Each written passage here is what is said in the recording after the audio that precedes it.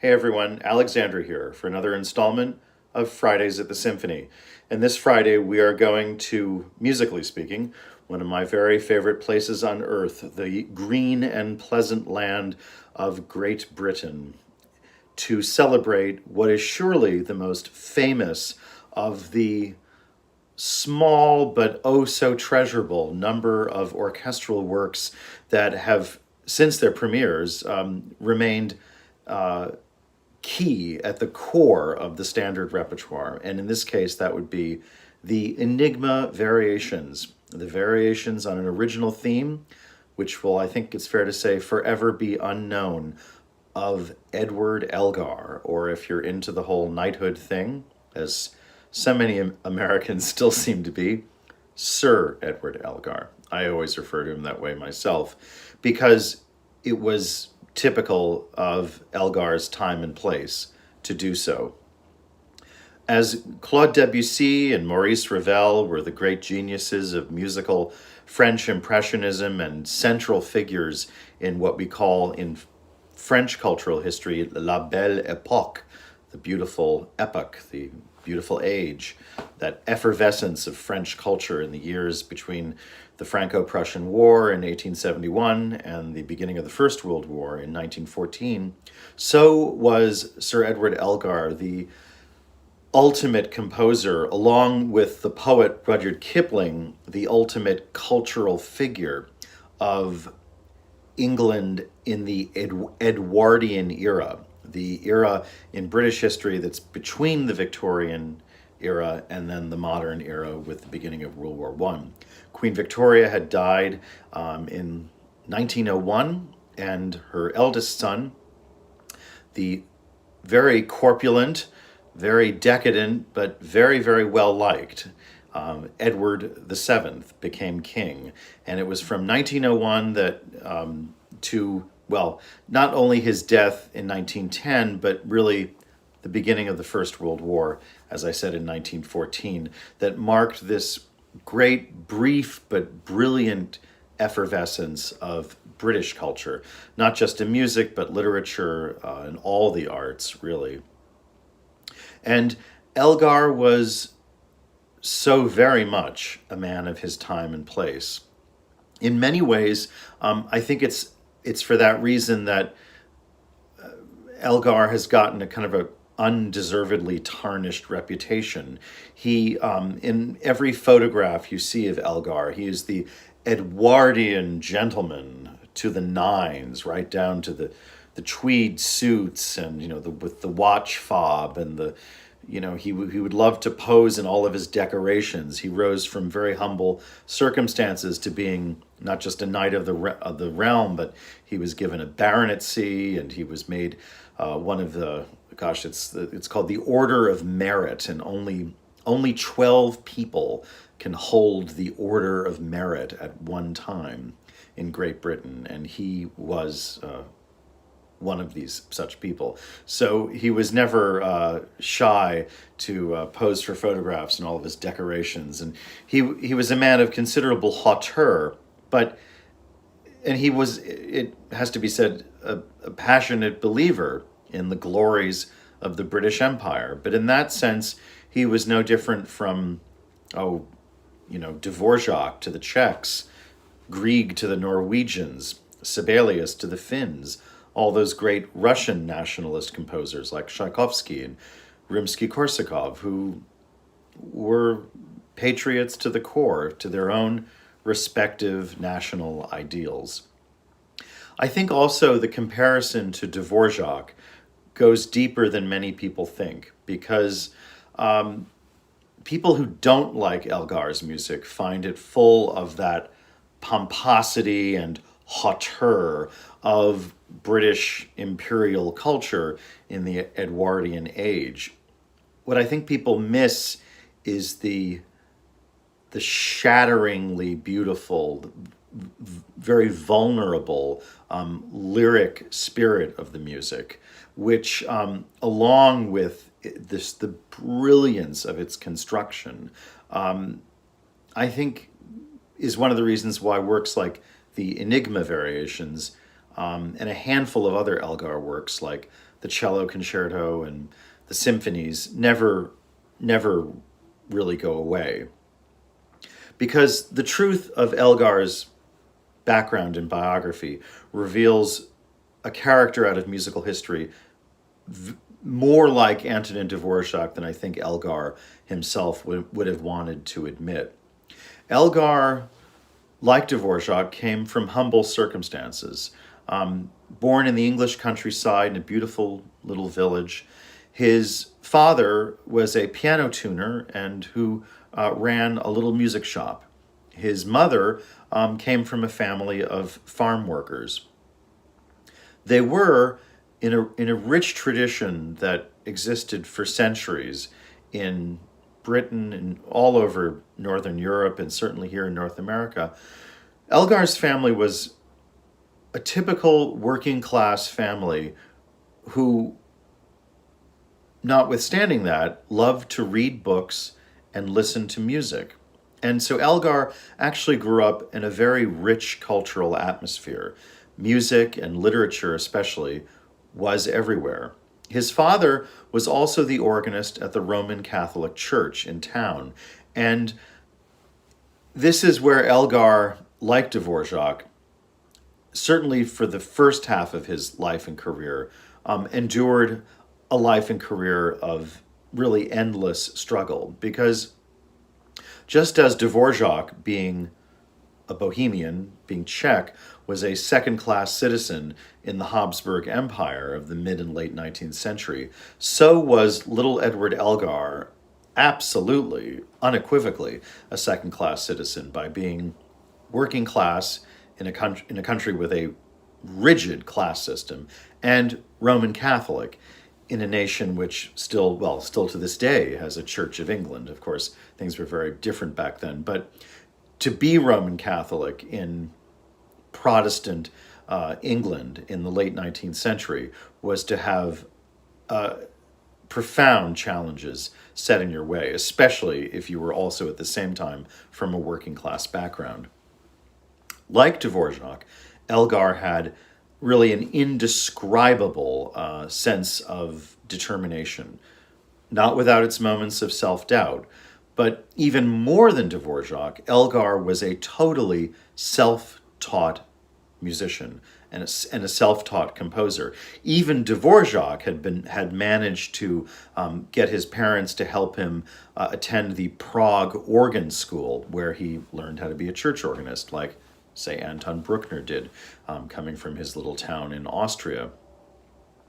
Elgar taught himself to be a church organist, in part because his father had already been one.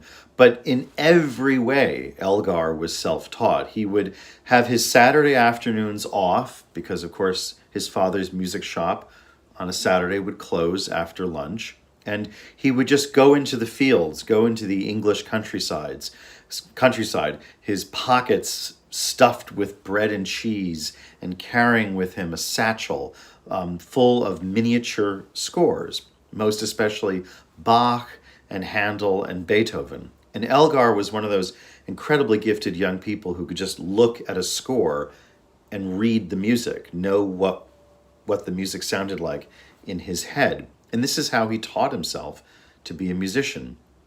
He was also a great violinist of considerable natural talent. And it's not as famous as the cello concerto, but Elgar's violin concerto is also a magnificent late Romantic work that actually has gotten quite a bit more currency in the orchestral world on both sides of the Atlantic in the last 20 years. And one of the amazing things about it is Elgar, being a virtuoso violinist himself, knows exactly how to get even the most difficult virtuosic effects from the instrument. So even when it's at its most difficult, the solo part in the violin concerto always works. It's always workable. So Elgar, wanted to attend the Leipzig Conservatory. He wanted to be very much a composer in the Germanic tradition, but his father could not afford to send him. So again, he remained completely self-taught. He married a woman 8 years his senior, Protestant, the daughter of a prominent and wealthy British military family, upon marrying him, Elgar's new bride was promptly disinherited by her family. But she believed in Edward Elgar to her very core. And throughout her life, she was his musical assistant, his kind of de facto business manager, but also his shoulder to cry on, to put it mildly, when Elgar was, as he was through his entire life, afflicted by real torments of self-doubt.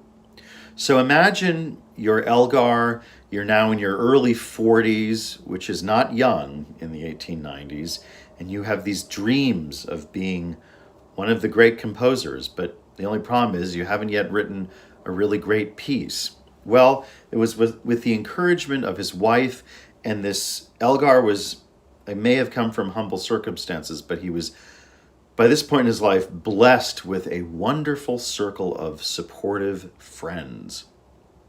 And it was inspired by the support of his friends that he wrote a work that was and is and remains today a unique work in the repertoire, a set of symphonic variations. That's not that special. By this point, several composers had written great sets of variations, but it is a set of variations that is unique in two ways. The true theme on which the variations are composed is never divulged by the composer, and I'll get to that subject in a moment. It is variations on an original theme, but the original theme remains unknown. And the 14 symphonic variations built on this theme are each and every one personal portraits of himself, his wife, and his 12 dearest friends. Now again, by this point, composers, very famous composers whom Elgar would have emulated, had written orchestral variations. Of course, the most famous being the Johannes Brahms variations on a theme of Haydn, and where the theme is not really by Haydn, but that's another mystery we'll get to at a later date. But Elgar did something truly unique in this very private, very proper. He became ultimately, one of the great English gentlemen of the Edwardian era, but a very private, upright sort of fellow. Here he is, like, emotionally exposing himself and writing this set of musical portraits of himself and his wife and his 12 best friends. The result is a work of extraordinary musical invention. The ever varied ways in which Elgar produces these completely different musical, not only emotional, dramatic portraits, but just musical symphonic movements from this one mysterious theme, puts the Brahms of the Brahms variations on a theme of Haydn to shame. It's a level of invention that was at this point, at the very beginning of the 20th century, matched only by the invention of that up-and-coming composer in Germany at the time, in Munich, Richard Strauss. And it's not for nothing that Elgar is often seen as the English equivalent of Richard Strauss.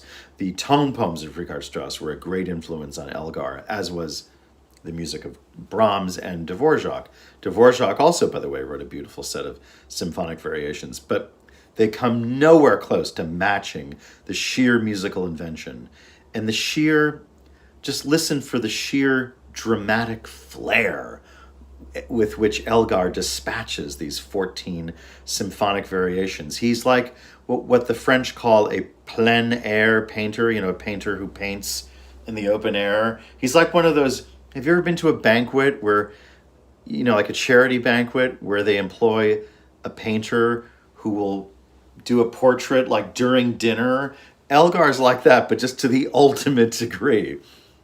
These 14 variations, while being each one of them so different, so unique, and so full of vigor and charm. One variation is a portrait of a friend of his who had an especially rambunctious bulldog. Another is a portrait of a lady friend of his who spoke with a charming stutter, and everything in between. But the core of the work is variation number 9, the so-called Nimrod Variation, which is a work of such profound solemnity that it has become to British music what the Samuel Barber Adagio for strings is to American music. It's played at very solemn, tragic moments in British life. It's played, of course, every year at the Cenotaph when the British celebrate their version of what we call Veterans Day. That Nimrod Variation, an arrangement for military band, is played every year on Remembrance Day, just to give you an example. But it is a portrait, just going back to the original circumstances of the music, it is a portrait of the friend of Elgar who supported him even in his greatest moments of self-doubt. It was his first music publisher, a British musician of German heritage named August Jaeger. And in German, the word Jäger means hunter. And in the Old Testament of the Bible, Nimrod is this mighty hunter for the Lord. And so Elgar was so adoring of Jaeger and so grateful for his support that the variation became known as the Nimrod Variation, the noble hunter from the Old Testament. All these variations are brought together in the finale, the last variation, which serves as a self-portrait of Elgar himself. Here we have the composer who has brought himself up from his humble circumstances, who has raised himself up from his tormenting self-doubt, and gives us a finale, a symphonic jubilee. It is in no way pompous or, in the way that Elgar's detractors would describe. It's just music of celebration and joy. And it's like, it's not like the hero's life of Richard Strauss, that tone poem Ein Heldenleben, where there's this kind of fake kind of sacred ending. And no, this is Elgar, like at the end, it's like he's the hero of a prep school rugby match, and he's being carried aloft in celebration by all of his friends. It's a glorious moment in a glorious piece of music that runs just over a half hour. I promised you I would talk about the mystery of the theme itself. Elgar, to his dying day, did not divulge the true original theme on which his Enigma Variations is based, hence the Enigma. Enigma is, it's something that's been guessed at by innumerable music critics and musicologists over the years.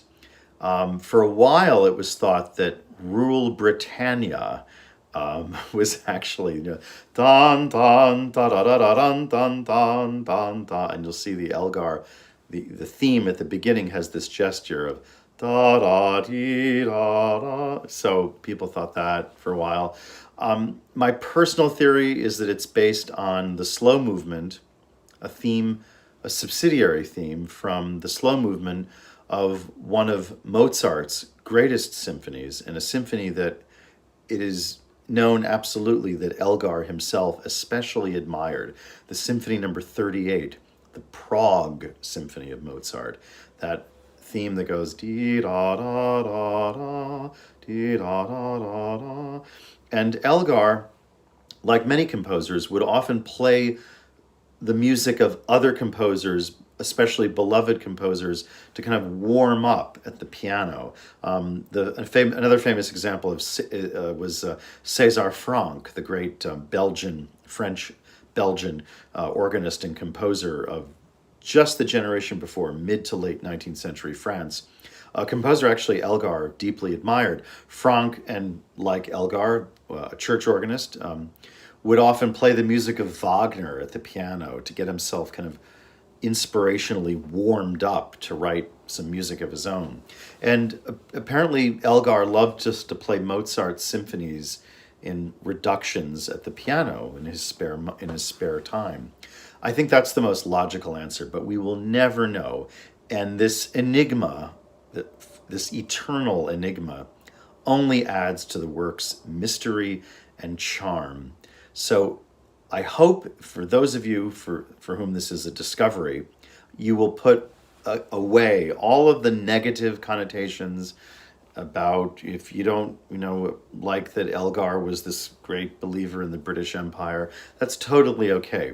But instead, see Elgar for what he was, a truly self-made man, like Dvorak, like many figures, great figures in all of the arts, a self-made artist who, for his breakthrough moment, his first blockbuster orchestral work, had, as they say, a little help from his friends. Elgar's Enigma Variations.